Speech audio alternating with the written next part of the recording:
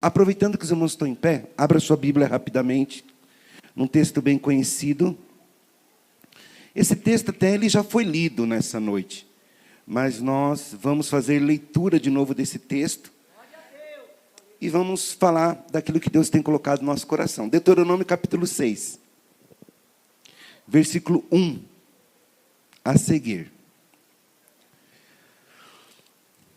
que fala assim: estes, pois, são os mandamentos, os estatutos e os juízos que mandou o Senhor teu Deus se ensinasse, para que cumprisses na terra a que passas a possuir. Para que temos o Senhor teu Deus e ande e guardes todos os teus estatutos e mandamentos que eu te ordeno, tu e o teu filho, e o filho do teu filho, todos os dias da sua vida, e que os teus dias sejam prolongados. Ouve, pois, ó Israel, e atenta em cumprires, para que bem te suceda, e muito te multipliques na terra que mana leite e mel, como te disse o Senhor, Deus dos teus pais. Ouve, Israel, o Senhor é o nosso Deus, Ele é o único Senhor. Amarás, pois, o Senhor teu Deus de todo o teu coração, de toda a tua alma e de toda a tua força. E essas palavras que eu te ordeno estarão no teu coração, e tu as inculcarás aos teus filhos, e delas falarás assentado em tua casa, andando pelo caminho, deitando e levantando-te. Amém? Sente-se na presença de Deus. Que bom nós estamos aqui. Esse culto ele tem um propósito, né? Nós vamos estar falando de um assunto que queima o nosso coração. E esse texto é um texto bem conhecido dos irmãos. Esse texto fala sobre a declaração da fé do povo de Israel. Esse texto fala sobre, o posicionamento que o povo de Israel deveria ter diante de Deus. Esse texto ele não foi escrito para crianças. Esse texto ele não foi escrito para adolescentes. Esse texto ele não foi escrito para jovens. Esse texto foi escrito para líderes. Esse texto foi escrito para homens e mulheres que exerciam uma autoridade sobre uma próxima geração. E aí eu pergunto, quantos pais tem aqui? Levante a mão. Eu sou pai de um menino chamado Gessé. Ele tem 17 anos. Quantas mães tem aqui? Avós e avós. Tem alguém que não é pai, não é mãe, não é avô, mas é tio de uma criança? Tio de uma criança? Primo de uma criança? Olha que interessante. Todos vocês que levantaram a mão, sabem o que significa? Vocês exercem uma autoridade sobre uma próxima geração.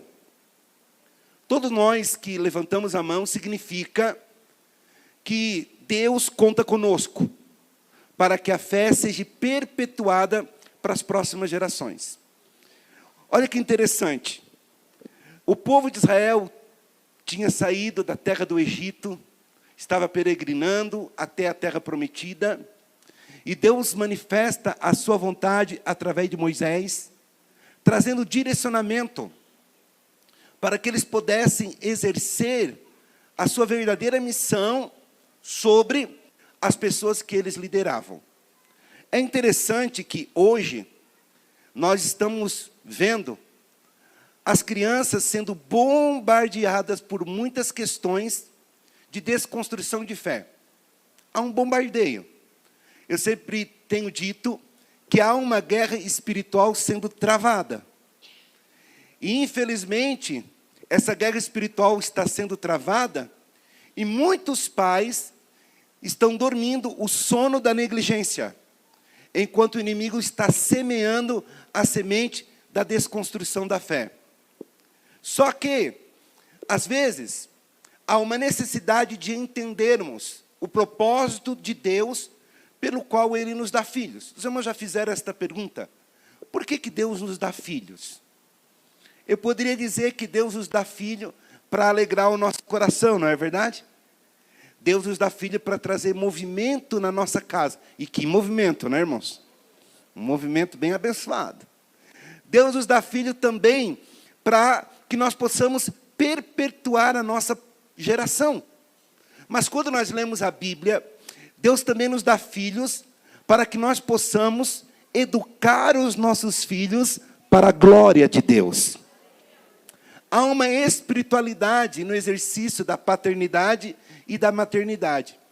Eu sempre digo que nós devemos olhar para os nossos filhos não somente como filhos biológicos, e também não devemos olhar para os nossos filhos como filhos de coração. Há pessoas que têm, né, filhos de coração. Mas, na verdade, além de filhos biológicos e filhos do coração, nós precisamos olhar para os nossos filhos como filhos espirituais. Sabe por quê? Porque nós vemos crianças. Eu, por exemplo, quando eu olho para o meu filho, eu vejo ele um jovem, um adolescente. Eu tenho certeza que quando você olha para a sua filha, para o seu filho, você vê uma criança, um adolescente. Mas eu sempre gosto de reforçar. Quando Deus olha para os nossos filhos, Ele não vê só como crianças, adolescentes ou jovens, não. Quando Deus olha para os nossos filhos, Ele vê aquilo que Ele vai fazer na vida dos nossos filhos e aquilo que Ele vai fazer através da vida dos nossos filhos. Há um propósito de Deus, né?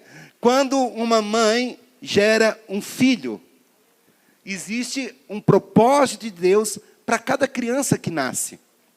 E aí nós podemos ver isso na Bíblia, né? Nós podemos ver a história de Moisés.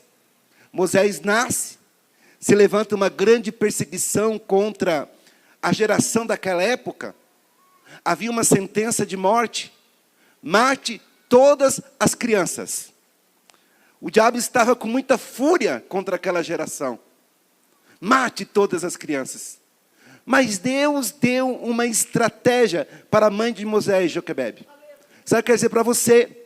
Pode vir a sentença que vier contra esta geração, mas Deus sempre vai dar estratégia para homens e mulheres que oram.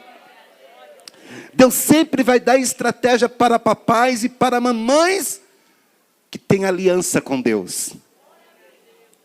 Deus sempre vai dar estratégia para papais e mamães que têm discernimento espiritual. E Deus deu uma estratégia para aquela mulher. Coloque Moisés dentro de um cestinho. Vamos imaginar Moisés dentro de um cestinho. Coloque ele lá na beira do rio. A irmã de Moisés ficou olhando, né, ele de longe. A Bíblia não fala os detalhes, mas imagina, eu acredito que talvez Moisés estivesse chorando. Um bebê dentro de um cestinho, colocado na beira de um rio. Quando todo mundo olhava para aquele cestinho, eu acredito que todo mundo via simplesmente um bebê. Mas quando Deus, os olhos de Deus, olhavam para aquele cestinho, Deus dizia: é um bebê, mas um dia será o libertador de Israel. Coisa linda, irmãos. Isso é muito lindo. Quando nós lemos a história de Esther, aquela menina, conhecida como a órfã, ela perdeu pai e mãe desde muito pequenininha. Tanto que o seu primo a adotou como sendo sua filha. E Esther cresceu. E veio uma grande sentença também contra o povo de Israel. E numa conversa do seu primo com Esther, ali foi revelada a vontade de Deus sobre a vida de Esther. O primo de Esther olha para ela e diz: Esther, há uma sentença de morte contra todo o povo de Israel. Agora você é uma rainha. Você está exercendo um lugar de liderança. E quem sabe, não foi para esse tempo que tu estavas sendo preparada. Talvez todo mundo olhava para a infância de Esther e dizia: uma órfã. Mas quando Deus visitava a infância de Esther, Deus dizia: hoje é uma órfã, mas um dia será uma rainha. E vai exercer domínio e liderança. Nós vemos crianças, Deus vê projetos. Olha que interessante. Quando Deus fala com Jeremias, dizendo: Jeremias, eu te dei como profeta para as nações. Olha que lindo, irmãos, profeta para as nações. E Jeremias, conversando com Deus, diz: nossa, eu sou uma criança, eu nem sei falar. E Deus diz para Jeremias: não diga isso, não digas que tu és uma criança, porque aonde eu te mandar, tu vai ir, e eu vou te encher de palavras. E Jeremias, conversando com Deus, Deus revela algo muito profundo. Deus diz assim: Jeremias, eu te dei como profeta para as nações. E esse projeto, sabe quando começou? Lá no ventre da tua mãe. Lá no ventre da tua mãe, eu te chamei, te santifiquei e te dei como profeta para as nações. Irmãos, quando nós estudamos a história da mãe de Jeremias, em nenhuma parte da Bíblia fala quem era aquela mulher. Se você estudar um pouquinho, nenhum teólogo diz, e não se sabe o nome da mãe de Jeremias. Era uma mulher anônima. Mas olha que interessante, aquele ventre anônimo gerou um profeta para as nações. Quem sabe, minha querida irmã que está aqui nessa noite, quem sabe o seu ventre gerou um profeta para as nações. Quem sabe o seu ventre gerou um missionário. Quem sabe o seu ventre gerou um pastor. Quem sabe o seu ventre gerou uma mulher, um homem que vai exercer autoridade nessa cidade. Mulheres anônimas, ventres anônimos que geraram profetas para Deus. Há uma espiritualidade em gerar filhos para a glória de Deus. Quando nós lemos a Bíblia e vemos a história da chamada de Davi, a voz de Deus fala com Samuel: Samuel,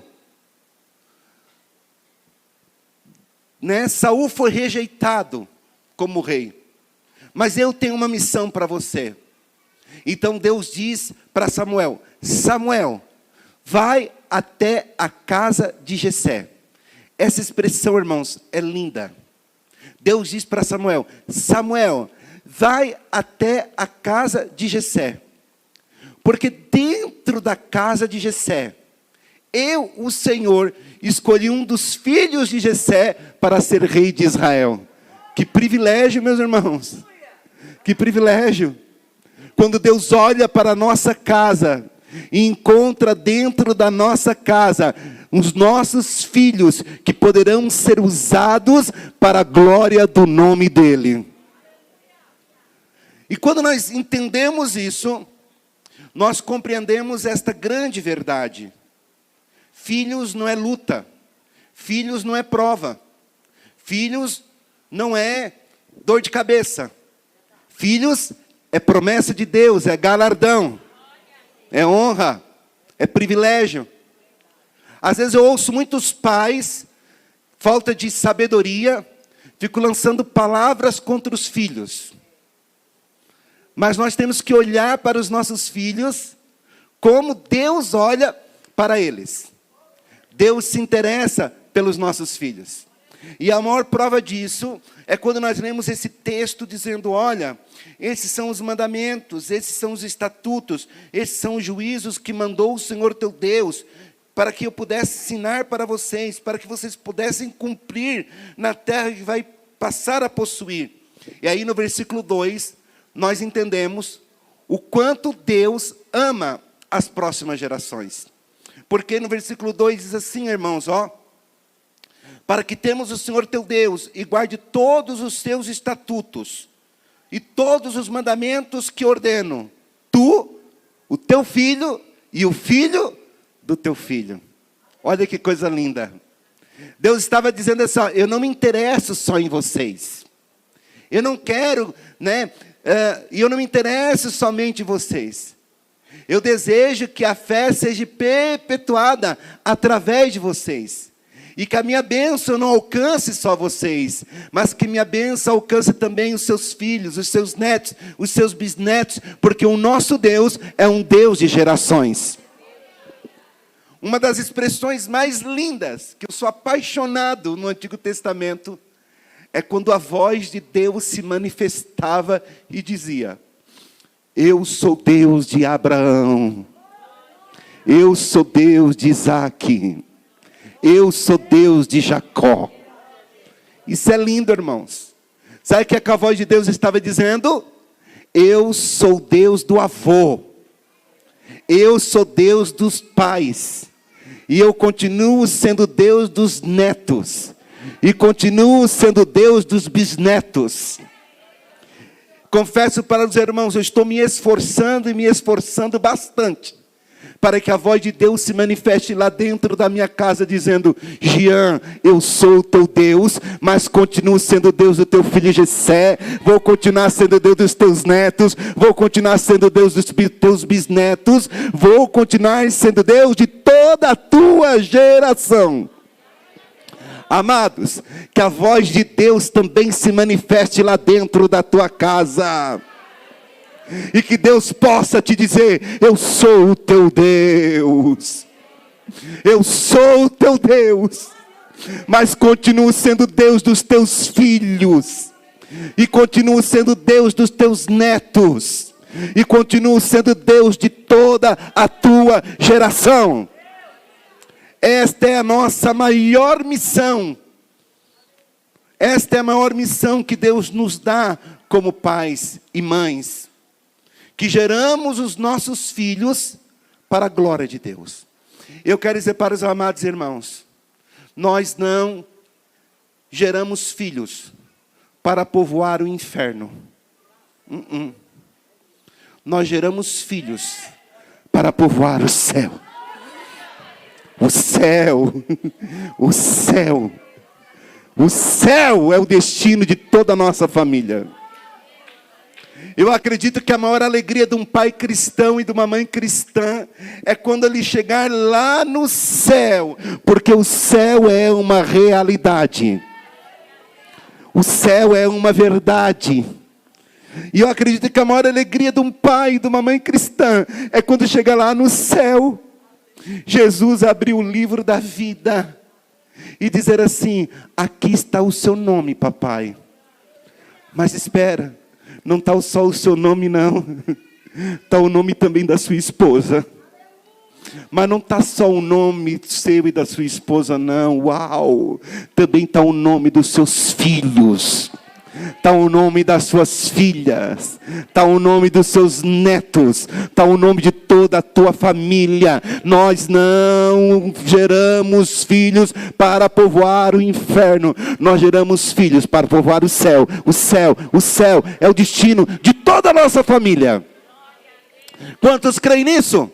Eu creio. Às vezes quando eu falo para os pais sobre isso, às vezes vem alguns irmãos depois da palestra dizendo assim: pastor, eu criei o meu filho na igreja, criei a minha filha na igreja, fiz de tudo, pastor, me esforcei, e hoje ela está no mundão. Quem errou? Falei: calma, eu acredito em algo muito profundo. Eu vou contar uma experiência para os irmãos, é uma experiência pessoal, não está na Bíblia, então você julgue essa experiência. Mas foi uma experiência muito forte. Eu pastoreava uma igreja, e de repente, depois da escola bíblica dominical, num domingo, eu ouço um irmão batendo na porta, desesperado, chorando muito, e ele diz assim: pastor, o meu filho acaba de morrer numa perseguição policial, pastor. E ele estava muito desesperado. E ele dizia assim: pastor, eu apresentei o meu filho na igreja. Eu cuidei dele, pastor, eu zelei tudo. E agora, pastor, ele morreu numa perseguição policial, o senhor pode fazer o velório dele? Falei: sim, posso. E quando aquele pai saiu chorando, eu, dentro da minha casa, pensei assim: como que eu vou fazer um velório de um jovem que morreu numa perseguição policial? O que eu vou pregar? E eu dentro de mim falei: morreu sem salvação, foi para o inferno. Eu dentro de mim. Quando eu estava julgando, eu ouvi a voz de Deus. Deus disse assim para mim: Jean, o que eu posso fazer em 1 minuto? Aleluia. O que eu posso fazer em 1 minuto? E eu continuei ouvindo a voz de Deus. Deus disse assim: por acaso eu não tenho o poder de convencer alguém do pecado, da justiça e do juízo em 1 minuto? Você sabe a última oração desse jovem? Você sabe o último clamor da alma dele? Quem que na garganta da morte não vai pedir por misericórdia? E eu não sou misericordioso para perdoar. E ali eu entendi uma grande lição. A graça de Deus alcança os nossos filhos até na garganta da morte. Então não pare de orar, não pare de jejuar, não pare de clamar. Não desista do seu filho. Olha que interessante. Moisés estava no deserto. Depois de ter matado um egípcio, ele fugiu e foi para o deserto. Alguns teólogos dizem que ele estava 40 anos no deserto. Então 40 anos mais 40, digamos que quase 70 anos de idade. E em Êxodo capítulo 3 fala de uma experiência que Moisés teve. Os irmãos conhecem? Uma sarça que queimava e não se consumia. Olha que experiência tremenda, irmãos. De repente, Deus se manifesta dizendo, Moisés. Deus conhecia Moisés pelo nome. Pelo nome. Tira a sandália do teu pé, porque essa terra é santa.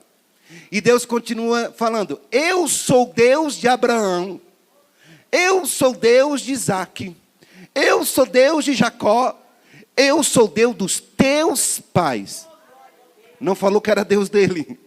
Falou, eu sou Deus dos teus pais. A Bíblia não diz, irmãos. Mas eu imagino que a mãe de Moisés orava e dizia, eu não sei onde está Moisés, mas tu sabes. Tenho certeza absoluta que o pai de Moisés jejuava e dizia, eu não sei onde está o meu filho, mas tu sabes. E a oração daquele pai e daquela mãe alcançou Moisés lá no deserto, irmãos. A manifestação de Deus tremenda estava dizendo, olha, eu sou Deus de Abraão, eu sou Deus de Isaque, eu sou Deus de Jacó, mas agora, Moisés, eu também sou Deus dos teus pais, mas agora, Moisés, eu também quero ser o teu Deus. Sabe o que eu quero dizer para você? Quero liberar uma palavra sobre a sua vida. Não importa onde estiver o seu filho, não importa onde estiver a sua filha, continue orando, continue clamando, continue jejuando, porque a voz de Deus vai se manifestar no deserto aonde ele se encontra. Pode ser o deserto da droga, pode ser o deserto da prostituição, pode ser o deserto da falta de fé. Continue orando, continue clamando, porque a voz de Deus vai bradar neste deserto. Porque nós não criamos filhos para povoar o inferno. E quando nós lemos esse texto fala de princípios muito profundos, irmãos. Esse texto é um verdadeiro texto sobre discipulado intencional familiar. Esse texto fala da responsabilidade da família em educar, em ensinar, em orientar e discipular os seus filhos. Eu quero dizer para os amados irmãos, por mais que o pastor Abel e a pastora amem os filhos de vocês, eles não são os verdadeiros responsáveis. Por mais que as líderes e as professoras do ministério infantil amem os filhos de vocês, elas não são as verdadeiras responsáveis. Quando eu leio a Bíblia, eu encontro que os filhos são herança de quem? Dos pais. O nosso galardão. Filho não é herança da igreja, filho não é herança do ministério infantil, não. Filho é a nossa herança, o nosso galardão. Só que, infelizmente, irmãos, eu vou ser bem sincero aqui. Muitos pais estão falhando naquilo que jamais poderiam falhar. Há pais que estão falhando numa área que jamais deveriam falhar. E qual é esta área? Educar os seus filhos para a glória de Deus. Olha que interessante. Quando nós lemos a Bíblia, nós entendemos que Deus chamou a família para influenciar os filhos. Mas, infelizmente, eu percebo que no nosso meio há uma síndrome que tem invadido as famílias, que é a terceirização da educação. Há muitos pais que acham que quem tem que ensinar é a escola. Ah, é a escola. nem me preocupo, está lá na escola. Daí, quando chega na igreja, acha que quem tem que ensinar é a professora da escola bíblica dominical. E aí, nós vamos perdendo a influência. Preste atenção. Existem 3 lugares que geram uma influência tremenda na vida de uma criança. 3 lugares. Porque até os 7 anos é personalidade. 8, 9 e 10, princípios e valores. 11 e 12, senso de propósito. Tudo que uma criança aprende até 9 anos de idade é determinante para todo o seu posicionamento em outras faixas etárias. A construção da identidade cristã não começa na adolescência. A construção de uma identidade cristã começa na infância.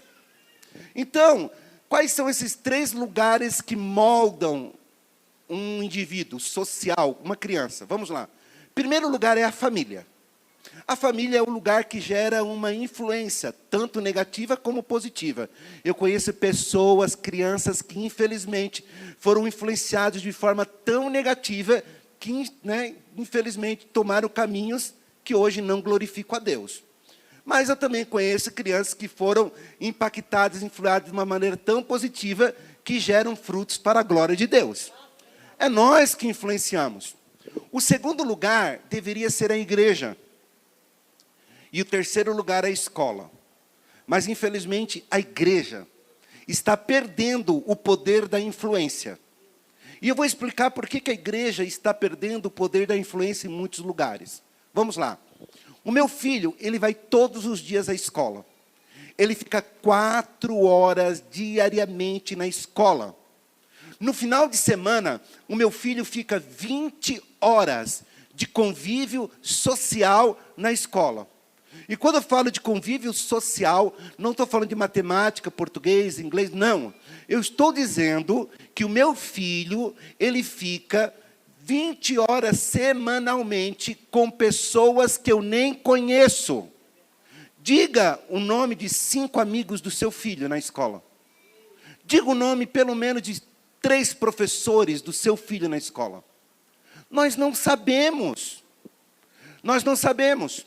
Agora, preste atenção. Quando eu falo desse poder de influência, de convívio social, é quando meu filho chega em casa e diz assim: olha, pai, agora lá na hora do recreio, no banheiro, está todo mundo fumando um cigarro tão cheiroso. Olha, pai, agora lá na hora do recreio, está tendo umas coisas tão diferentes assim, eles falam de cada assunto e tal. E aí eu estou falando de convívio social. Olha, preste atenção. No final do ano, o meu filho e o seu filho vai ficar 1.200 a 1.400 horas no colégio de convívio social. E aí, preste atenção. Quando ele chega na casa, vocês sabiam que uma criança hoje brasileira, ela passa mais de 4 horas e 20 minutos conectada na internet? No mundo paralelo. Preste atenção.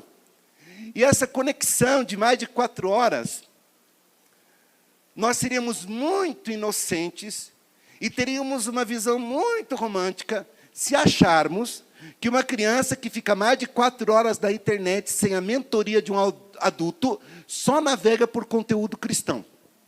Conteúdo que ajuda a orar, a ler a Bíblia. Não, irmãos. Sabe por quê? Porque mais de 90%, e às vezes nem é culpa da criança e nem culpa do adolescente, sabe por quê? Porque hoje mais de 90% do conteúdo que é publicado nas redes sociais, na internet, mais de 90% são conteúdos de desconstrução de fé. Conteúdos de desconstrução de fé.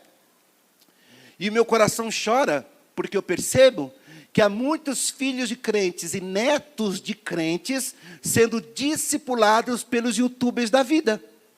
Homens e mulheres ditando regra, maneira de se comportar, maneira de se vestir, maneira de se posicionar. O mundo está discipulando muitos filhos de crentes. Por isso que eu estou orando para que Deus levante uma geração de pais, homens e mulheres, dizendo: nós iremos causar uma influência. Mas presta atenção. Então, eu me considero um bom pai cristão. Eu vou todos os domingos à igreja. e porque eu vou todos os domingos à igreja, meu filho vai junto comigo. Só que daí, um domingo na igreja, à noite, ele tem 1 hora de convívio no corpo de Cristo. 1 hora só por semana, irmãos. Daí, se ele vai todo domingo à igreja, ele tem 4 horas de convívio no corpo de Cristo. E no final do ano, todos os domingos à igreja, ele fica, então, 52 horas de convívio no corpo de Cristo. Mas as estatísticas dizem que os pais não trazem os filhos cada vez que vêm à igreja, não. Então, hoje, uma criança, na sua formação de identidade cristã, ela tem entre 38 horas a 42 horas de convívio no corpo de Cristo. Então, o que nós podemos entender? Que somente através dessa simples estatística, nós percebemos que a igreja está perdendo o poder da influência. Só que nós estamos nos levantando. Nós estamos nos levantando. E nós vamos causar o impacto de influência na vida dos nossos filhos.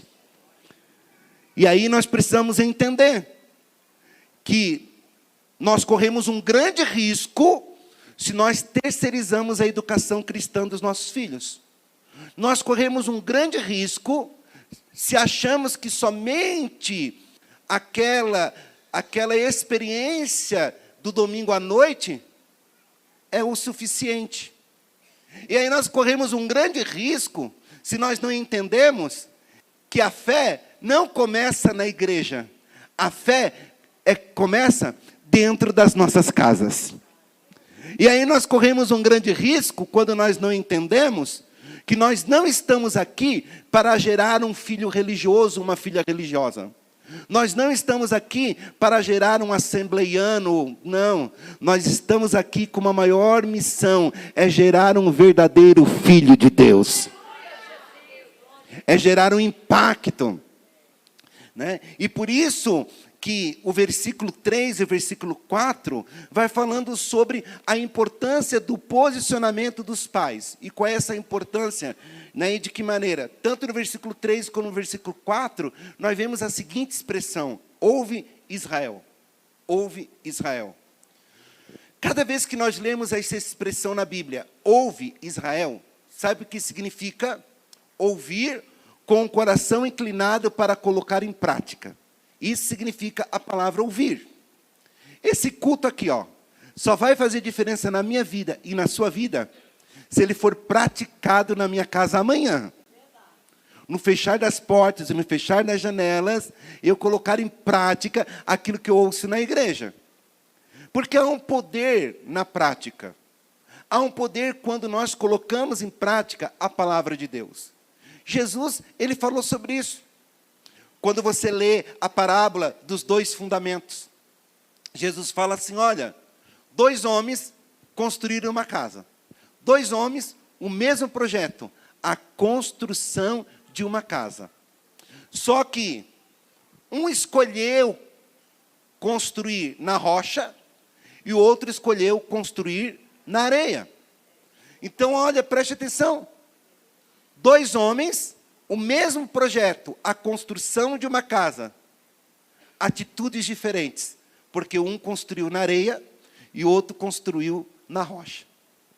2 homens, o mesmo projeto, atitudes diferentes e consequências diferentes. Jesus falou, veio chuva, veio tempestade, veio vento. E aquele que construiu sua casa na areia, foi grande a ruína. E aquele que construiu a sua casa na rocha, permaneceu de pé. 2 homens, o mesmo projeto, atitude diferente, consequência diferente e resultados diferentes. E aí Jesus então fez a aplicação dessa palavra, dizendo assim, olha, aquele que construiu sua casa na areia, são aqueles que ouvem a palavra de Deus e não praticam. E quantos crentes estão construindo a sua casa na areia? E ele falou, mas aquele que construiu a sua casa na rocha, são aqueles que ouvem a palavra de Deus e praticam. E aí Jesus falou, aquele que construi constrói a sua casa na areia é nécio. Mas aquele que constrói a sua casa na rocha é sábio. E aí nós escolhemos se nós queremos ser conhecidos como uma família nécia ou se nós queremos ser conhecidos como uma família cheia de sabedoria. E nós decidimos construir a nossa casa e a nossa família sobre a rocha da obediência da palavra de Deus. Vai vir chuva, vai vir tempestade, vai vir vento, vai vir tormenta, veio para as duas casas, mas nós iremos permanecer de pé. De pé. A nossa família vai permanecer de pé. Os nossos filhos vão permanecer de pé. Porque nós vamos tomar uma atitude de sabedoria. E qual vai ser essa atitude de sabedoria? Nós vamos edificar a nossa família na prática da palavra de Deus. Era isso que Deus estava esperando do povo de Israel, quando ele, através de Moisés, diz 2 vezes: ouve Israel, ouve Israel. Isso significa, escute Israel.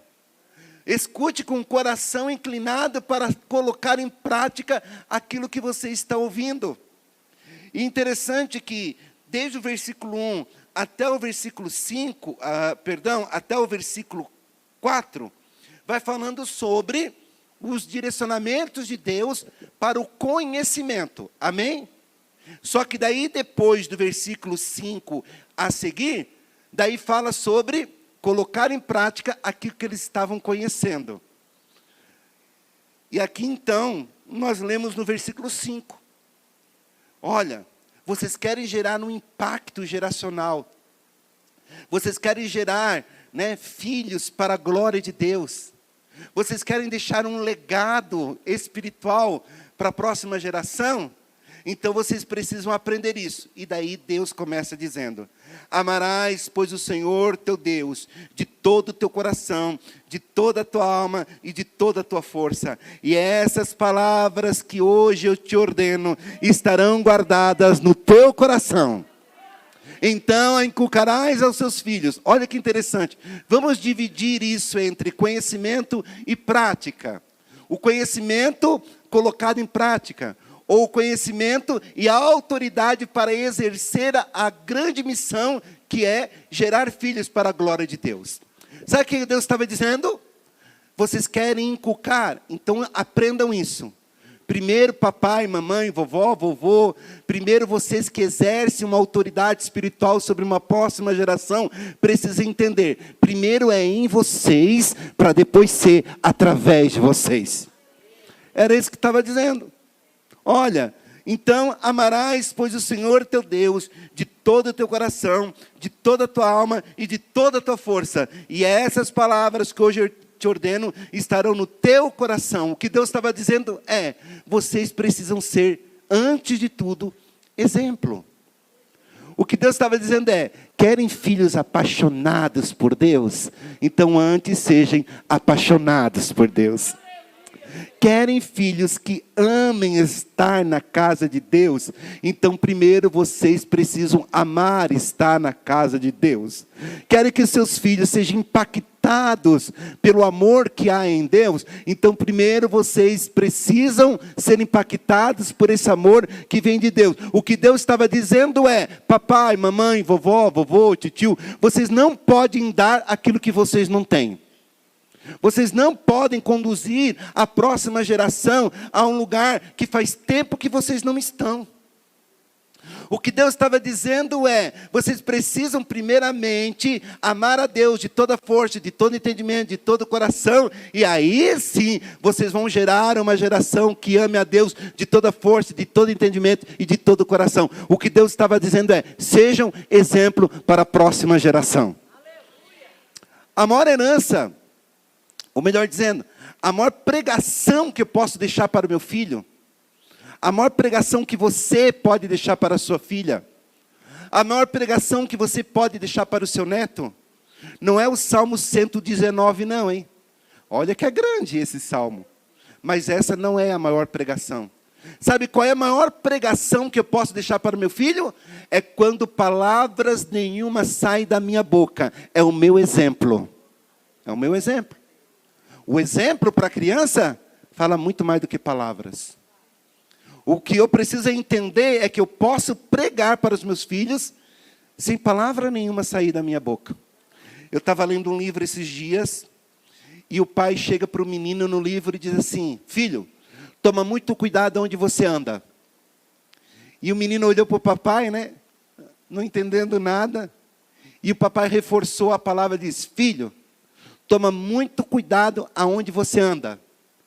E aí o menino olhou para o papai e disse assim: papai, com muito respeito que eu tenho pelo Senhor, mas quem tem que tomar muito cuidado onde anda é o Senhor. E aí o papai perguntou: mas por que, filho? E o filho respondeu: papai, eu só estou seguindo teus passos. E quando eu li isso eu entendi que eu preciso pisar firme na presença de Deus. Porque em cima da pegada do meu pé tem que caber a pegada do meu filho. Eu preciso pisar firme na presença de Deus. E os meus passos devem guiar meu filho para uma eternidade com Deus. Nós precisamos entender que essa é a nossa maior missão como pais e mães. A minha maior missão como pai e mãe, né? A maior herança que eu posso deixar para o meu filho não é o meu carro, não é uma casa. A maior herança que eu posso deixar para o meu filho não é um dinheirinho no banco.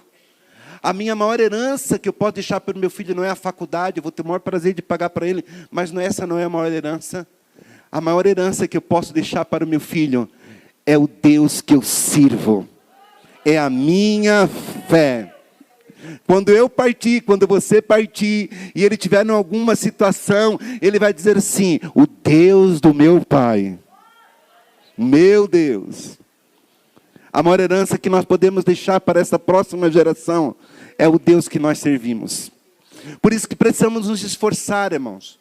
Eu quero dizer uma coisa aqui, papai e mamãe que está aqui: não descanse. Não descanse, não durma, enquanto você não perceber que o seu filho e a sua filha nasceu de novo. Não descanse, enquanto você não perceber que o reino de Deus foi gerado no coração da sua filha ou do seu filho. Não descanse, enquanto você não perceber que o seu filho e a sua filha teve uma experiência pessoal com Jesus, com Deus e com o Espírito Santo. Não descanse, enquanto você não perceber que Jesus está brilhando no coração do seu filho e da sua filha. Não descanse, enquanto você não perceber que Jesus está brilhando no coração dele e no coração dela. Há pais que não se preocupam com isso. Há pais que não se despertam para isso. E então nós precisamos nos despertar. Como é que nós geramos filhos para Deus? Não é somente nesse mundo natural, não. Nós geramos filhos para Deus, antes de tudo, se movendo no mundo espiritual. O que é se mover no mundo espiritual? Orar, jejuar, clamar, declarar a palavra. Ninguém ora por um filho, por uma filha, como um pai e uma mãe ora. Ninguém ora por um neto, por uma neta, como uma avó e um avô ora. Pais e mães de joelhos, filhos de pé. Faça com que o mundo sobrenatural, porque é uma verdade, o mundo espiritual é uma verdade. Faça com que o mundo espiritual, o sobrenatural, seja gerado na tua família, no coração do teu filho, no coração da sua filha. Eles podem sim ter experiências com o Espírito Santo de Deus profundas. Não existe um Espírito Santo para adulto, outro Espírito Santo para jovem, outro Espírito Santo para adolescente, um Espírito Santo para criança, um Espírito Santo Kids. Não, irmãos. O mesmo Espírito Santo que atuou na minha vida, o mesmo Espírito Santo que atuou na tua vida, o mesmo Espírito Santo que invadiu o nosso coração, tem o maior prazer de atuar na vida dos nossos filhos. Há uma palavra declarada sobre essa geração. Ah, essa geração é fraca, essa geração não ora, essa geração não se importa com as coisas de Deus. O que vai ser dessa geração? Essas palavras declaradas estão repreendidas em nome de Jesus. Esta geração será uma geração cheia do conhecimento de Deus. Os nossos filhos, os nossos netos serão cheios da presença de Deus. Nós vamos deixar esse legado para a próxima geração. Porque primeiro será em nós, e depois será através de nós. Nós precisamos ser pontes, irmãos. Pontes. Eu estou quase encerrando a minha mensagem, mas eu quero dizer para os amados irmãos que estão aqui, nós somos chamados para ser pontes. Um tempo atrás eu estive num lugar na Bahia, ministrando, e aí eu tive que ir até uma cidade. Para chegar nessa cidade eu tive que andar mais ou menos 1h30 pelo mar, com um ferro-bote e tal. E aí eu estava ouvindo 2 senhores falando que se tivesse uma ponte, aquele trajeto ia ser feito em 20 minutos. Aqueles homens estavam muito indignados, né? Todo mundo promete essa ponte, nunca ninguém constrói essa ponte. E porque essa ponte não estaria mais fácil e tal. E quando ele estava falando ali, né, eu entendi o poder da ponte. O poder da ponte, irmãos. A ponte aproxima, a ponte facilita, a ponte te conduz ao lugar mais facilmente, que sem a ponte seria impossível você chegar. E quando eu estava meditando sobre isso, o Espírito Santo falou comigo: Jean, seja esta ponte na vida do teu filho. Seja essa ponte aonde teu filho vai trilhar para chegar mais facilmente ao meu coração. Seja essa ponte. Não seja muro. Há muitos pais que são muro. Os irmãos sabem que eu estou aqui na cidade de vocês desde domingo. Então, sou quase aqui da cidade de vocês. E aí eu fui cortar o meu cabelo num lugar. E entrei para cortar o meu cabelo. Um moço me atendeu. E ele perguntou assim: o que você está fazendo aqui? Eu falei: eu estou lecionando. Tá, mas o que você está lecionando? Eu dou aula para professores de escola bíblica dominical das igrejas. Ele falou: sério? Eu falei: sim, sério? Ele disse: pastor, eu, infelizmente, no meu tempo não tinha isso. Eu cresci na igreja, pastor. Mas a minha mãe era uma mulher tão chata, pastor, tão chata, que ela me forçava a eu ir para a igreja às 7h da manhã. E quando eu chegava lá naquela igreja, não tinha nenhum professor preparado para dar aula. Eu ficava olhando para aquelas paredes brancas, pastor. Eu não entendia nada, ele me contando. Comecei a entender que a igreja é chata, que a igreja não era legal. E, infelizmente, quando eu cheguei com 11 anos de idade, ela olhou para mim assim: agora você decide, quer ou não quer? Você decide. E eu decidi que não queria, e até hoje eu não quero. E ele falando, né, sobre aquilo, e eu olhei para ele e falei assim: ore. E ele falou assim: eu tenho trauma de igreja, pastor. Eu acho igreja, eu tenho trauma de igreja. Ele contando para mim. Eu falei para ele: olha, eu te dou um conselho, peça para que Deus se manifeste para você, peça que Deus fale com você, peça para que Deus te leve a entender, ter uma experiência com Ele, a ponto que você entenda que realmente a igreja falhou, a igreja, né? E eu falei para ele: realmente a tua mãe falhou. Então, a única coisa que você precisa é ter uma experiência com Jesus e com Deus. Peça para que Deus se revele para você. E a partir dessa experiência eu entendi: nós não podemos ser muro na vida espiritual dos nossos filhos. Nós precisamos fazer com que eles sintam amor pelo Deus que nós servimos. E a maneira dele sentir amor pelo Deus que nós sentimos é aplicando o que está aqui no versículo 5. Amarás, pois, o Senhor teu Deus de todo o teu coração, de toda a tua alma e de toda a tua força. E essas palavras que eu te ordeno estarão no teu coração.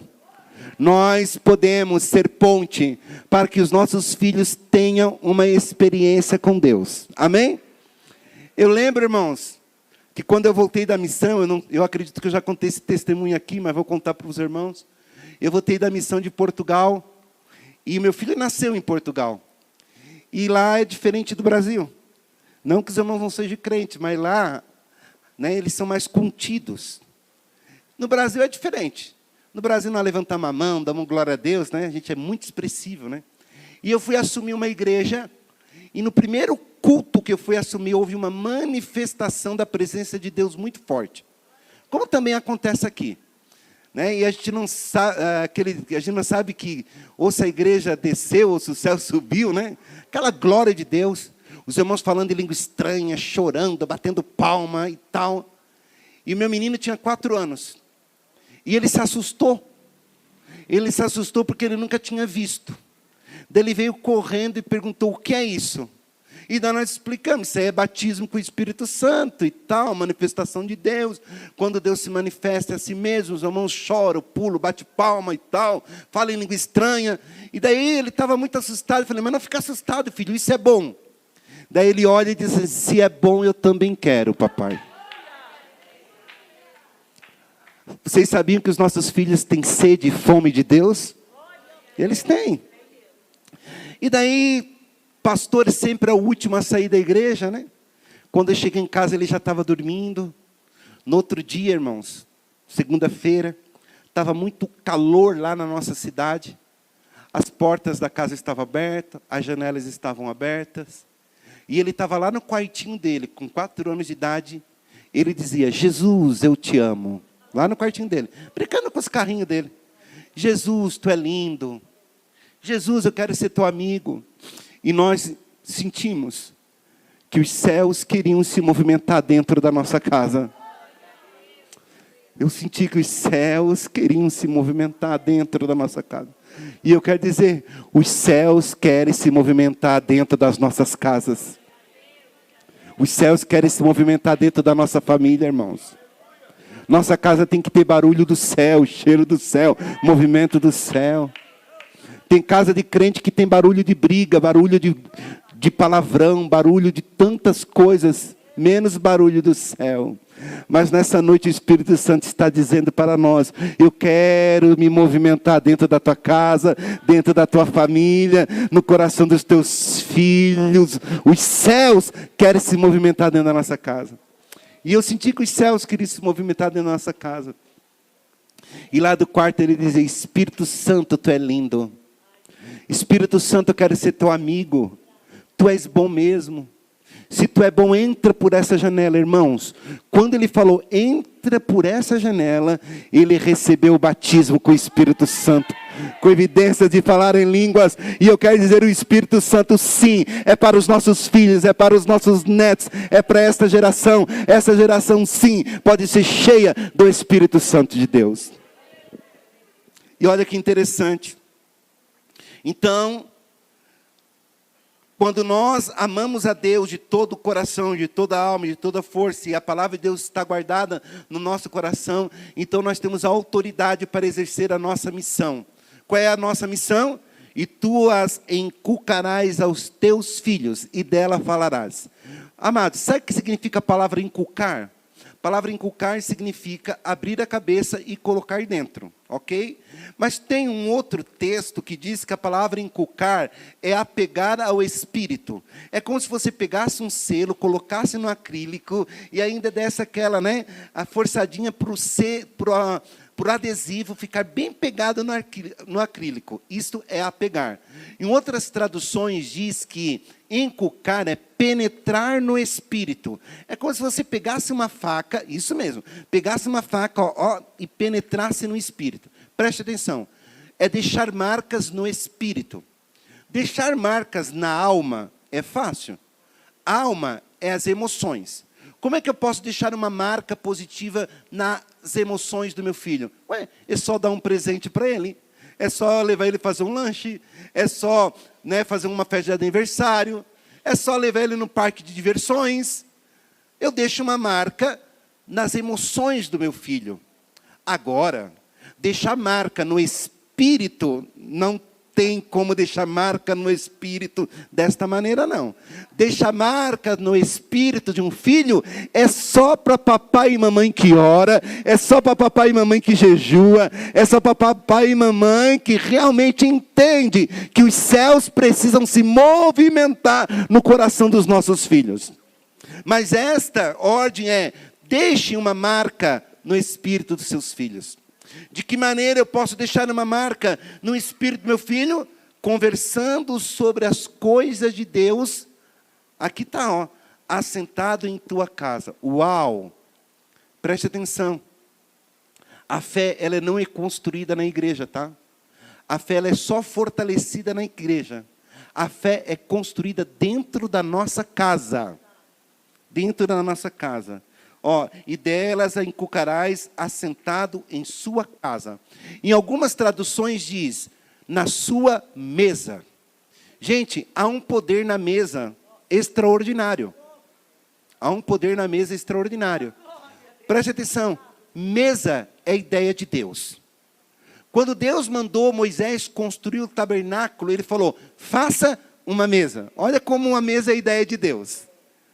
Faça uma mesa. Em cima da mesa, coloque algumas coisas. Mas além de tudo, coloque o pão. E o pão significa a presença de Deus. Mesa. Olha, quando veio a 10ª praga, a morte dos primogênitos, Deus dá uma orientação ao povo de Israel. Mate um cordeiro, coloque sangue nos umbrais da porta, sente com a família ao redor da mesa e celebre a Páscoa. Olha que interessante. Vem uma sentença de morte. Tem sentença de morte sendo liberada contra os nossos filhos todos os dias. Só que Deus sempre vai dar uma estratégia para o povo de Deus. E eu quero dizer para vocês, sempre haverá sangue nos umbrais das nossas portas. Sempre haverá sangue nos umbrais das nossas portas. E sempre haverá cordeiro sobre a nossa mesa. O cordeiro significa Páscoa, que significa que Jesus ressuscitou, que significa que Jesus está vivo. Jesus está vivo! E nós celebramos esse Jesus dentro das nossas casas. Mesa é a ideia de Deus. A Santa Ceia é feita onde, irmãos? Na mesa. E quando Jesus voltar para arrebatar a sua igreja, a igreja de Jesus vai sentar na mesa, nas bodas do Cordeiro, face a face com Jesus. Mesa é a ideia de Deus. Olha o que aqui diz no Salmo 128. Bem-aventurado o homem que teme ao Senhor, né?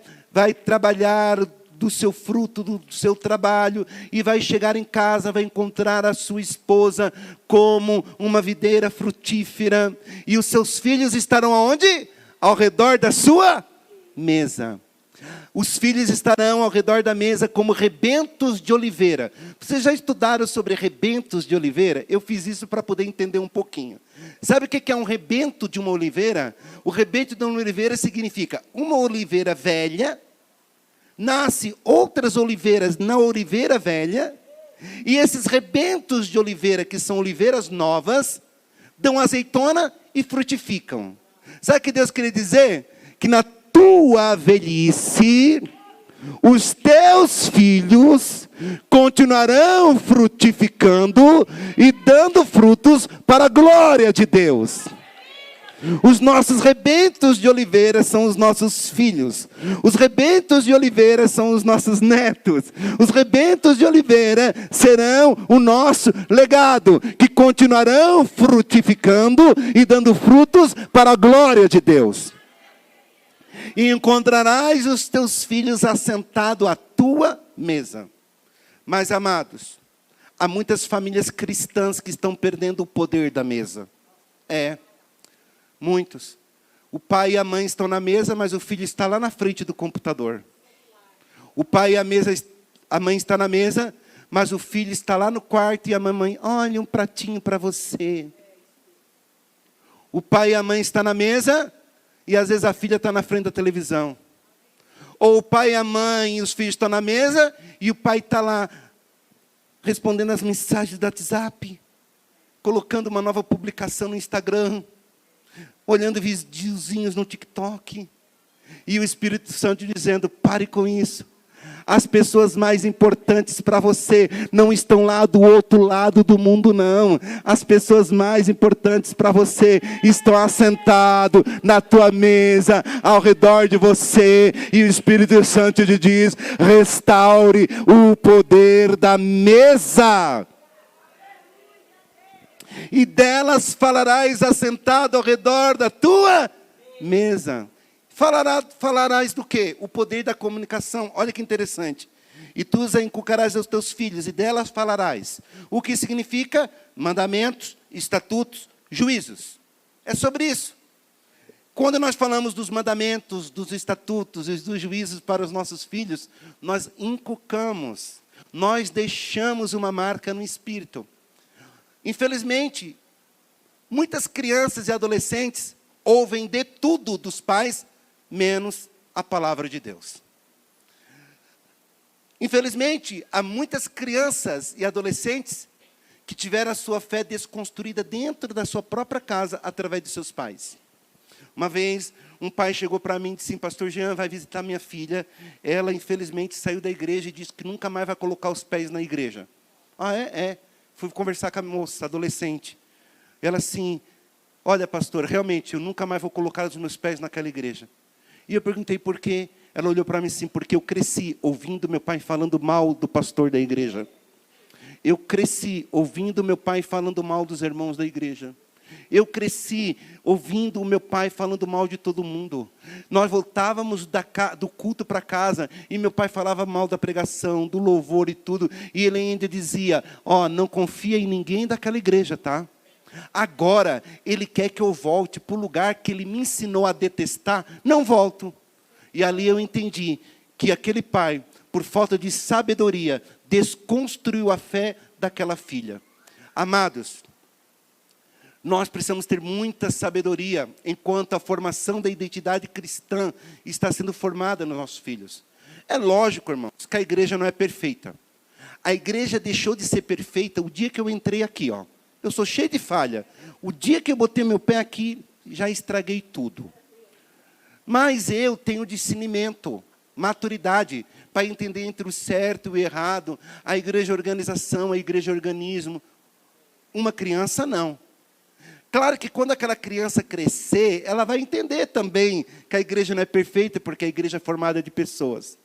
Mas quando a identidade ainda está sendo construída, eu preciso ter sabedoria e dizer: vamos para a casa do Senhor. Lá é um lugar espetacular. Lá é o lugar onde nós vamos servir a Deus. Lá é o lugar onde nós vamos ouvir a voz de Deus. Lá é um lugar, o melhor lugar depois da nossa casa é a casa do Senhor. Nós precisamos ter essa sabedoria. Porque é dada para nós esta missão: inculcar no coração dos nossos filhos as verdades desse Deus. O Salmo 78, estou encerrando, fala que existe uma missão muito tremenda, que é fazer com que a fé seja perpetuada para as próximas gerações, com um propósito: para que Deus não seja esquecido. E eu quero declarar esta verdade na sua família: Deus não será esquecido dentro da sua casa. Deus não será esquecido pelos seus filhos. Deus não será esquecido pelos seus netos. Deus não será esquecido pela sua geração. Vamos nos colocar em pé em nome de Jesus? Eu sinto a presença de Deus neste lugar. Deus não será esquecido. Essa é a nossa grande missão como pais e mães. Nós podemos ter sucesso em muitas áreas, mas se nós não tiver sucesso nesta área, nós realmente somos conhecidos como pais e mães que falharam na sua grande missão, que é gerar a eternidade de Deus no coração da nossa geração. A autoridade geracional, educando filhos para a glória de Deus. Vamos orar? Irmão Marquinhos, vem cá, mas a Ameli e a Daniela, chega aqui. Só para me dar um exemplo, para outra família também seguir, pastor Jean, a Meli não dorme sem o pai orar com ela. Se ele viaja, porque ele toca numa banda do irmão Regis Danese, conhece? Então, ele tem que ligar para orar com ela. Não é um exemplo lindo? Queria falar isso aqui para outros pais, pegar isso. Todos os dias orar com seus filhos à noite, porque isso é muito importante. Obrigado, pastor. Amém, irmãos? Agora vamos fazer o seguinte. Que tal os pais se juntarem com os filhos agora onde estiverem? Vamos lá, crianças. Vem aqui na frente os pais e mães, avós, avós, toda a família. Vamos nos unir aí, rapidinho. E nós vamos orar. Se tiver alguma criança que não tiver os pais aqui, alguém adote. Amém? E você que é pai e mãe e não tem os filhos aqui, vamos orar também, amém? A oração alcança os nossos filhos aonde eles estiverem. Amém? Ninguém ora pelo pai e pela mamãe como um filho, e ninguém ora pelo filho como o pai e uma mãe ora, amém? Amados, os filhos dobrem os joelhos. Mamãe e papai, coloquem a mão sobre a cabeça dos seus filhos. Eu vou falar o nome do meu filho. O nome do meu filho é Gessé.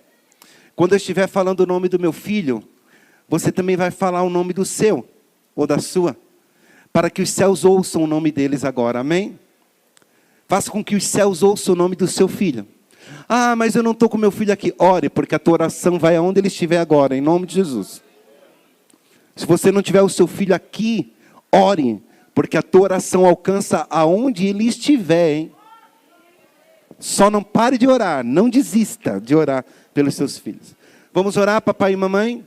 Coloca a mão sobre a cabeça dos seus filhos. E quando eu falar o nome do meu filho, você vai falar o nome do seu. Em nome de Jesus, ó Pai, agora nós oramos pelos nossos filhos. Em nome de Jesus, ó Pai, nós nos levantamos como Pai guerreiros.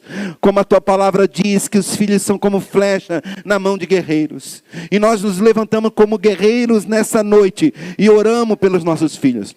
Eu oro pelo Gessé agora, Senhor. Diga o nome do seu filho, diga o nome da sua filha. Eu oro pelo Gessé agora. Faça com que os céus ouçam o nome dele e o nome dela agora. Verbalize o nome deles em voz alta e diga: eu oro pelo meu filho, eu oro pela minha filha.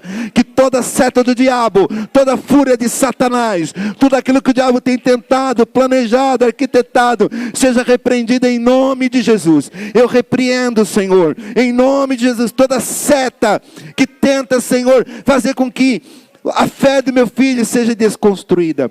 Eu me levanto, Senhor, em nome de Jesus. Eu oro pelo Gessé, para que ele seja cheio do Espírito Santo. Ore papai, ore mamãe, que o meu filho seja cheio do Espírito Santo. Dá experiência para ele, fala com ele, desperta ela.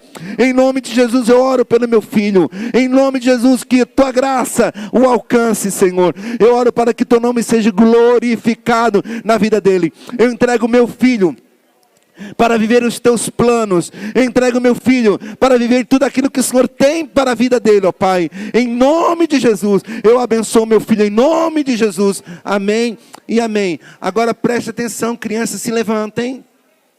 Papais e mamães, dobrem os joelhos. Quem vai orar por vocês agora serão os seus filhos. Coloca a mão na cabeça do seu papai, coloca a mão na cabeça da sua mamãe. Não tenha vergonha, eu vou ajudar você a orar. Amém? Ore, quem sabe é a primeira vez que um papai e uma mamãe está recebendo uma oração com imposição de mãos. Isso é lindo, irmãos. Criança, ore pelo seu papai e ore pela sua mamãe agora. Vamos orar? Senhor nosso Deus e nosso Pai, eu oro agora pelos papais e pelas mamães que estão aqui. Diga o nome do seu papai, diga o nome da sua mamãe. Senhor, abençoa ele, abençoa ela. Eu quero orar pelo meu papai e pela minha mamãe. Quero agradecer por tudo que eles têm feito por mim.